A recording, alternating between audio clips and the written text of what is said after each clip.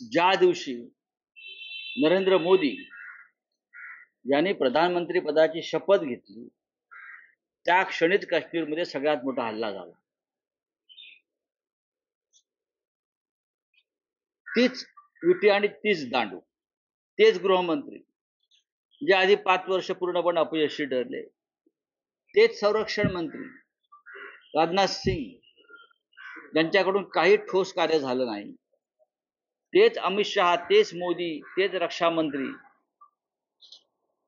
अतिरेक्यांनी धुमाकूळ घातलेल्या जम्मू काश्मीरमध्ये।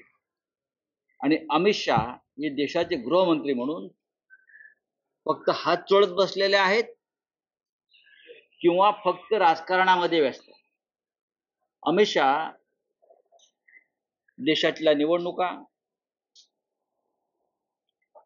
बरं का, देशाच्या निवडणुका, इतर उद्योग, रोखे जमवणं, धमक्या देणं याच्यामध्ये व्यस्त आहेत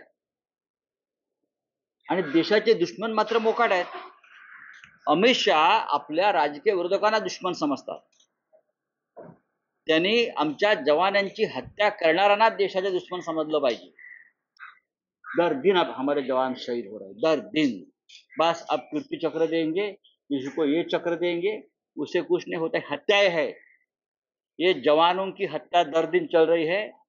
ठीक है, हम उनको बलिदान बोलेंगे, शहादत बोलेंगे, लेकिन ये हत्याएं है और इस हत्या के लिए जिम्मेदार मोदी और शहाजी की सरकार। बलिदान आहे, हौतात्म्य आहे, सगळं मान्य आहे, पण त्या हत्या आहेत आणि त्या हत्येला जबाबदार देशाचे गृहमंत्री अमित शहा, नरेंद्र मोदी प्रधानमंत्री हे आहेत।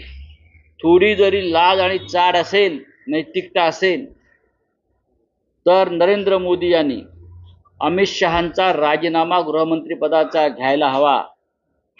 अत्यंत अपयशी असे गृहमंत्री आहेत, अत्यंत अपयशी, failure, total failure home minister of India.